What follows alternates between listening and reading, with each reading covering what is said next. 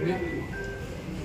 ఆయన 30 సంవత్సరాలు సినీ రంగ పరిశ్రమలో అనేక చిత్రాలు నటించి సినీ రంగ పరిశ్రమలో ఆయన్ని ఉన్నతమైనటువంటి స్థానానికి తీసుకొచ్చినటువంటి ప్రజలకి మేలు చేయాలని చెప్పి ఒక రాజకీయ పార్టీ స్థాపించి 9 నెలల్లో అధికారంలోకి వచ్చి అనేక సంక్షేమ కార్యక్రమాలు చేసి నమ్ముకున్నటువంటి కుటుంబం చేతిలో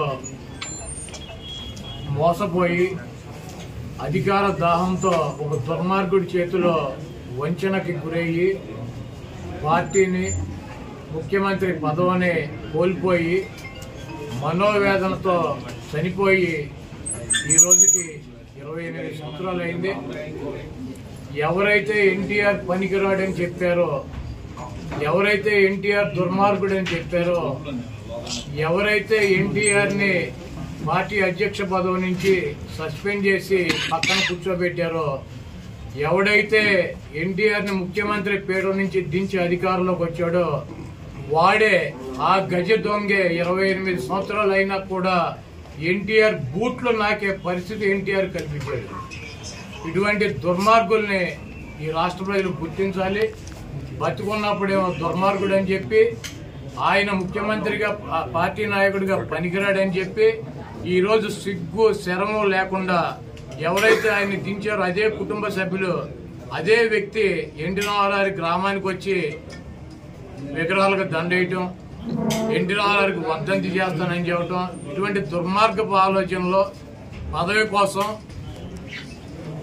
ఆయన పేరు చెబితే 4 ఓట్లు వస్తాయి అన్నటువంటి ఉద్దేశంతో ఆఖరికి చంపినటువంటి వ్యక్తులే, పదవి నుంచి తొలగించినటువంటి వ్యక్తులే ఆయన పొగుడుతూ కీర్తిస్తూ ఈరోజు తిరుగుతున్నారంటే ఈ రాష్ట్ర ప్రజలు ఇటువంటి వ్యక్తులను ఎటువంటి నక్కజిత్తుల వ్యక్తులు కూడా మన రాష్ట్ర ప్రజలు అర్థం చేసుకుంటారు. ఇటువంటి చంద్రబాబు నాయుడిని ఈ రాష్ట్ర ప్రజలు తెలంగాణలో పూర్తిగా నిర్మూలించారు. ఆంధ్ర రాష్ట్ర ప్రజలు కూడా 2024లో నిర్మించడానికి సిద్ధంగా ఉన్నారు. ఏదేమైనప్పటికీ ఎన్టీ రామారావు లాంటి మహనీయుడు ఆశయాలని ముందుకు తీసుకెళ్లాల్సినటువంటి అవసరం ఉంది కాబట్టి తప్పకుండా ఆయనకి అభిమానిగా 28 సంవత్సరాల నుంచి ప్రతి సంవత్సరం కూడా ఆయన వర్ధంతి జయంతి కార్యక్రమాలు ఇక్కడ పెద్ద ఎత్తున నిర్వహిస్తున్నాం. ఇక ముందు కూడా నిర్వహిస్తాం. ఇటువంటి కుంటనక్కల్ని ఈ రాష్ట్ర ప్రజలు నమ్మొద్దని చెప్పి వారిని తుదముట్టించాలని చెప్పి కోరుతున్నాం.